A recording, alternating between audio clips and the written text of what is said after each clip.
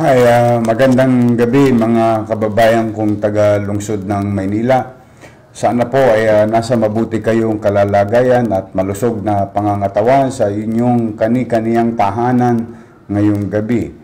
Oras na po ng curfew at akin pong paulit-ulit na panawagan ay din po natin ang panawagan ng national government, yung ating ECQ, curfew at social distancing, sapagkat mga kababayan, nandito tayo muli sa City Hall upang ipaalam sa inyo ang update na mga nagpositibo na naman sa ating lungsod ng Maynila ngayong April 11 as of 5 p.m. mga kababayan. Maya-maya po ay i-update ko kayo do sa mga kinausap natin na mga pasimuno ng sabong sa sementeryo. But before that, I would like to give first the most important reason why we're having this type of crisis, itong COVID-19. Sa Maynila po, 14 na naman po ang bagong nagpositibo sa COVID-19 virus. Ang total na po natin ay 305 na mga tagalungsod ng Maynila na mayroong COVID-19. At nadagdagan na naman po tayo ng 30 PUIs, patuloy na paglobo at paglaki ng mga positive sa COVID-19 at mga posibleng nahawa. Ang total po sa lungsod ng Maynila ay 473. Mga kababayan, kung inyo pong titingnan ang national list ng ating DOH, no? Napakalaking porsyento po noon ay nanggagaling sa lungsod ng Maynila. Kaya po mga kababayan, kanina nga po nag-ikot ako sa Tondo dahil isa ito sa pinakamalaking tinamaan ng positibo ng COVID-19 virus carrier at katulad din sa Sampaloc, mga kababayan. Kaya hindi po ako magsasawang magpaalala sa inyo na talaga naman, kailangan natin magkaisa. Alam ko po, pagod na po kayo. Alam ko po, naiinip na po kayo. Lalo po ngayon, summer, Abril, lalong iinit ang panahon. Konting tiis na lamang po. Huwag natin ikipit balikat itong ating sitwasyon na krisis na kinakaharap ng ating lungsod, ng ating bansa at ng ating mundo. Nasa inyo pong mga screen, mga kababayan, ang listahan ng mga lugar kung saan may positibo. At aking panawagan ay patuloy kayong mag-ingat. Iwasan po natin yung mga hindi naman mahalagang bagay na gagawin sa labas ng kalsada. Kaya po mga kababayan, ayan po ang ating update sa COVID-19. At nais ko pong ibahagi na yung kaninang binuksan natin na tulong din natin para magkaroon pa ng espasyo at patuloy na mai-contain yung mga PUIs. Binuksan natin kaninang umaga yung Delpan Evacuation Center na naging ngayon ay COVID-19 handling area. Yan po ay diyan natin ibabahay at para mailayo sa komunidad at kanilang mga mahal sa buhay nang hindi na sila makahawa until lumabas ang kanilang mga resulta sa laboratory test. Katuling din natin dyan ang DOH at sa mga testings, ang PGH at siyempre yung kaninang itinatag ni Pangulong Duterte sa lungsod ng Maynila. Nandito po sa Ninoy Aquino. Meron po tayo humigit kumulang 100 bed capacity for COVID-19 patient or COVID-19 positive patient. Ayan po ay bubuksan na sa Lunes. Kaloob sa atin ng Armed Forces of the Philippines, BCDA, DPWH, ni Executive Secretary Medialdea at ni Pangulong Duterte. Marami pong itinayo ang ating national government sa Metro Manila at mapalad tayo dito sa Maynila. Meron pong naitatag sa atin ng Pangulo ng Bansa. At mabalik tayo sa Delpan, PUI handling area. May 5 na po tayong PUI na nakabahay doon ngayong araw na ito. Sila po ay pipilitin natin arugain, alagaan, mga kababayan, habang sila ay naghihintay ng resulta ng kanilang official testing. So, ngayon po mga kababayan, kung kahapon naka 45,000 tayong food box para sa 45,000 na food family, food for the family sa lungsod ng Maynila, ngayon po ay naka 4,049 lamang po tayo sapagkat yan lamang po ang dumating sa ating lungsod ngayong araw na ito.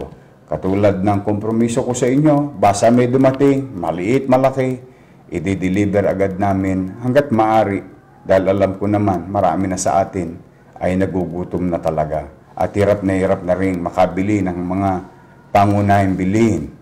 Pero sa maliit na kaparaanan namin sa ating lungsod, magsisikap po tayo para naman kahit paano meron tayong mapagharimunan.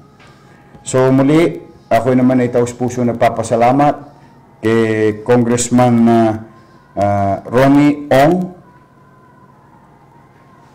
ang probinsyano party list. Siya po ay nagbigay ng mga gulay.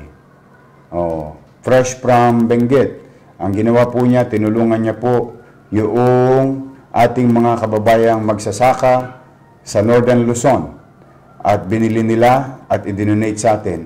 Ipadadala ko po yan, ang billing ko kanina kay Direktora Re Pogoso ng Manila Social Welfare Development. Dalhin sa Barangay 105 sa Ulingan.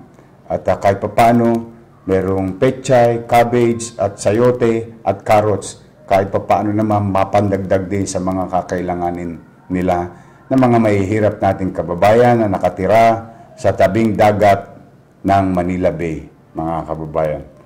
So maraming salamat, Congressman Ronnie Ong, ang probinsyano party list. At nais ko rin pasalamatan Super Friends of Sampaloc, 20 packs, MSPI New Coast Hotel, food bags for stranded students in the city of Manila. Opo. Ngayon po, simula kahapon, ngayon, pinipilit po nating akapin, kahit hindi po sila taga Maynila. Dala nang sila na-stranded dito sa loob. Itong mga nakadormitoryo, mga mag-aral, dahil alam po naman, bilang isang magulang, nag-aalala din ang kanilang mga magulang sa kanilang probinsya. Sa maliit na kaparaanan ng lungsod, pinipilit natin akapin hanggat kaya natin akapin ang lahat ng mga nangangailangan. We will try to do our best, mga kababayan. At gusto ko rin pasalamatan si Mr. Girl Valenzuela. Nagbigay ho siya ng 200,000 pesos sa ating lungsod, mga kababayan. Sumunod, mga kababayan, ay nais ko muna ipakita itong tungkol sa sabong na ito na nagba-viral sa ating World Wide Web. But for the meantime, I would like to show you, ito po ang graph. Do you have a copy, Jet, please? Makisuyo nga. Tingnan nyo mga kababayan. Yung kulay pula po, nakikita nyo yung trajectory. Yung kulay pula, yan po COVID-19 positive. Yung kulay green, yan naman po ay yung PUI. Jet, pakita mo yung trajectory ng PUI, ng COVID-19. Yung pula. Yan po, mga kababayan.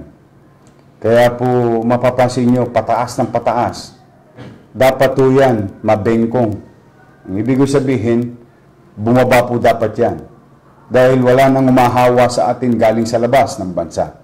Tayo na po ang nagkakahawaan. Internal na po ang hawaan natin. Kaya ang tanging susi sa graph na nakikita ninyo ay ang ating habits. Galawin at gawain at pakikitungo sa kapwa natin. Kaya po, yun namang PUI, Jet, makisuyo nga. Tingnan mo. Kala ko po, bababa na kahapon. Ayan po, bumaba na sana. Pero pinagpahinga lang ho tayo ng isang araw, bumawi ulit, umakyat ulit. Kung nakikita nyo sa yung ikatlong tuldok simula sa kanan, pababa po sana. Pero wag po tayo magre-relax. O kasi po, kita ninyo, talagang uncertain, walang kasiguruhan ang sitwasyon natin. Kaya ulit-ulitin ko, para po yan mapagtagumpayan natin to flatten the curve, to delay the blowing out of proportion of COVID-19 sa ating bansa, ay kailangan po nasa tao, nasa ating mga gawain at mga ginagawa sa araw-araw. Kaugnay niya tungkol sa mga gawain. Alam niyo po, under the Bayanihan Law, marami pong mga ipinagbabawal doon. Ang pagkukumpul-kumpul, pagbubuklod-buklod ng mga maraming tao. Mano pa, kung tayo ay kasalukuyang nagkikrisis at maraming hindi nakakakain at maraming humaasa sa gobyerno na tulungan sila. At makikita natin ang ilan dito ay naglalaro pa ng sabong, nagtatayaan pa. Hindi lang ho dyan nagtapos ang kwento na yan. Bukod sa tayo may krisis, bawal pa ho ang sabong, lalo na kung tupada, bawal din ho yan sa Maynila, yung mga tupada, tapos ito masakit. Sa sementeryo ginawa, mga kababayan. Kanina, ako po ay nanawagan sa inyo, kaninang umaga, at binibigyan ko ng pagkakataon sa loob ng 48 oras na sila ay magpaliwanag sa lungsod ng Maynila sapagkat naniniwala po ako na kailangan nilang magpaliwanag sa ating mga taga-lungsod ng Maynila. Dahil marami sa ating mga taga-lungsod ng Maynila ay nahihinlay ang kanilang mga mahal sa buhay sa sementeryo. Imagine ninyo na ang puntod ng inyong anak, puntod ng inyong kapatid, kuya at ate, tatay at nanay, lolo't lola, ay nasa ibabaw niya ay tarik ng manok at mga paa ng mga talipandas na ito. At hindi pa rin ho dyan nagtatapos ang kwento. Ginawa pa ho nila Biyernes Santo. Ako ay nagpapasalamat sa isang concerned citizen na nagpadala sa atin ng CP, ng video at picture ng mga ito. At napatunayan natin na sila ay bahagi ng isang barangay sa isang syudad na ating kapitbahay, ang City of Caloocan. Kanina po, ay ngayon po ay nais kong sa mga taga-Caloocan, taus-puso po ang aking pasasalamat kay Mayor Oka Malapitan sa mabuting kalooban ni Mayor Oka Malapitan at koordinasyon ng inyong pamahalang lungsod. Ngayong gabi na ito ay tumugon na sa panawagan ang mga barangay official na naririto. Christopher Fernandez de los Reyes. Sino to, H? Ronnie Ignacio. Ito yung mga nakahuyo sa atin, ano, Junior. Nasa huyo na to, di ba? Oh. Ito po ang mga sumuko kanina. Alias Cabron. Pakita ka naman na malusog ka. Oh. Oh. Siya po ay taga Barangay 131, Caloocan City. Oh. At ito mga at-large na mga sumuko na rin sa tulong ni Mayor Oka Malapitan at ni Colonel Dario Minor ng Chief of Police ng Caloocan. Maraming salamat sa mga pulis Caloocan, Chief of Police ng ating Caloocan City, Colonel Dario Minor. Sinamahan po siya at pinadala sila rito ni Mayor Oka Malapitan. Again, Mayor Oka, on behalf of the people of Manila, na labis na nasaktan sa ginawa ng mga lokong ito, sa mga puntod ng mga nahimlay nilang mahal sa buhay sa North Cemetery. Taus-puso po ang aming pasasalamat sa inyo, Mayor Oka Malapitan. Maraming salamat po. Mga kababayan, nandito po ang mga pasimuno ng sabong na naganap, na illegal na sabong na naganap. Una, Briggs John Golly Reyes, Barangay Chairman of 129, Caloocan City. Alpi Lacson, Barangay Kagawad of Barangay 129, Caloocan City. John Chris Domingo Tenga, Barangay Kagawad o Barangay 129. Ang hindi na lamang po sumusuko ay si Romualdo Reyes alias Udong, Barangay Kagawad o Barangay 129. Meron pa naman kayong 24 oras. Basta pasensyahan na tayo. At isang alias Makmak o Barangay 129. Again, mga kababayan ko, nandito sila para karapin ang mga nilabag nila sa batas na bagong pinatutupad ng Pangulo ng Bansa. Mga executive order na pinatutupad, bagong batas at mga nag-i-exist na batas at mga batas din sa lungsod ng Maynila. Kaliwat kanan ang katarapin nilang kaso. Bibigyan natin sila ng pagkakataon, karapatan nilang ipagtanggol ang kanilang sarili. Ngunit, gusto ko lamang pong ipaalala, mga kababayan, mahirap na po ang sitwasyon, ipanawagan ko sa ilang pang mga makukulit. Mahirap na po ang sitwasyon ng higit na nakakarami sa atin. Marami ng kababayan natin ang gusto na magtrabaho. Marami ng kababayan natin ang gusto na mabalik sa normal.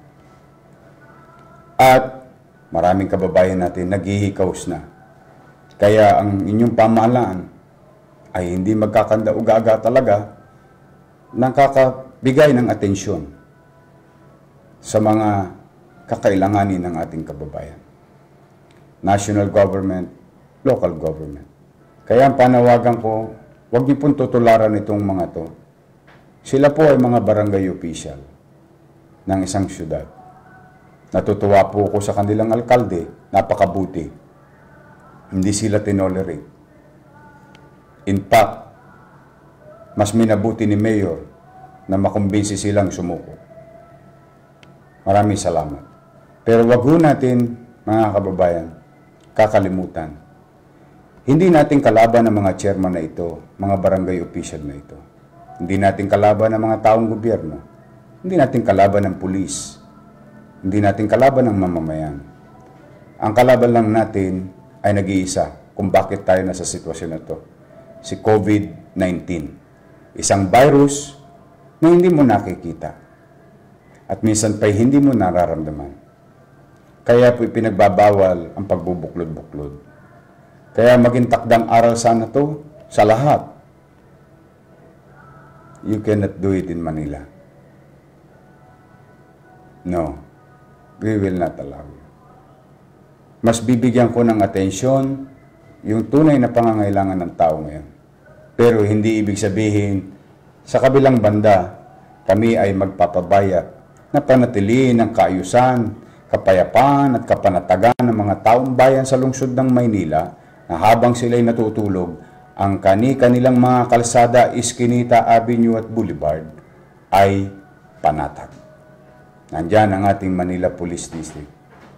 Pananatiliin natin ang kaayusan sa lungsod ng Maynila. So muli po, mga kababayan ko taga-lungsod, meron ba kayo sasabihin sa mga kababayan kong taga-lungsod? Meron po yun. Bigyan mo nga ng mikropono. Okay. Ako si Chairman Briggs Reyes ng Barangay 129 sa Caloocan. Sa mamamayang lungsod ng Maynila at sa inyong mayor, sa mga kapulisan, kami po ay humihingi ng inyong kapatawaran. Pasensya na po sa aming nagawa. Sasabihin ka rin?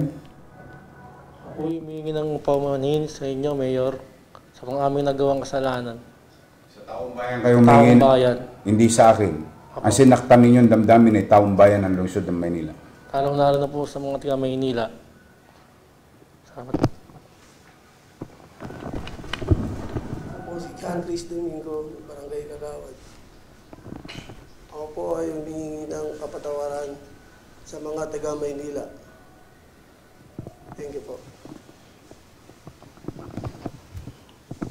Pasensya na po kayo mga taga Maynila sa aming nagawang kasalanan.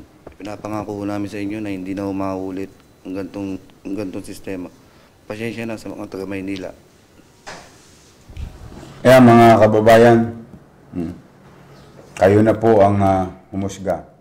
What matter most today is that we will continue to govern despite of the crisis, despite of these trying times. Walang sapat na solusyon sa suliranin natin kinakarap. Pero may gobyerno ang lungsod ng Maynila. At ito'y mananatili habang nandito po ako. Hindi ko po kayo iiwan. Magiging kaagapay nyo kami sa lahat ng sandali. Yan ang obligasyon ko sa inyo. Sa maliit naming kaparanan, sa maliit kong kaparanan, tutup din namin ang aming mga tungkulin, inatang nyo sa amin. Kaya po, hanggang dito na lamang po muna, mga kababayan. Bukas i-update namin kayo ulit. Ngayong gabi, nakikisuyo ako sa inyo, kundi man pagmamalabis. Ipanalangin natin sa Panginoong Hesus, sa Panginoon Diyos, na nawa ang may mga sakit hagkan niya ng kanyang kamay, nang sila'y gumaling na. Ang mga nahihirapan, bigyan niya ng kaluwagan sa buhay, at lawak ng pangunawa, isip at damdamin sa sitwasyong aming kinakarap. Sa ating mga taga-Maynila, tayo-tayo rin magkikita sa finals. Walang magmamalasakit sa ating mga batang Maynila, kundi tayo rin kapwa batang Maynila. Magandang gabi po. Pagpalain nawa kayo ng poong may kapal. Manila, God first. Maraming salamat po.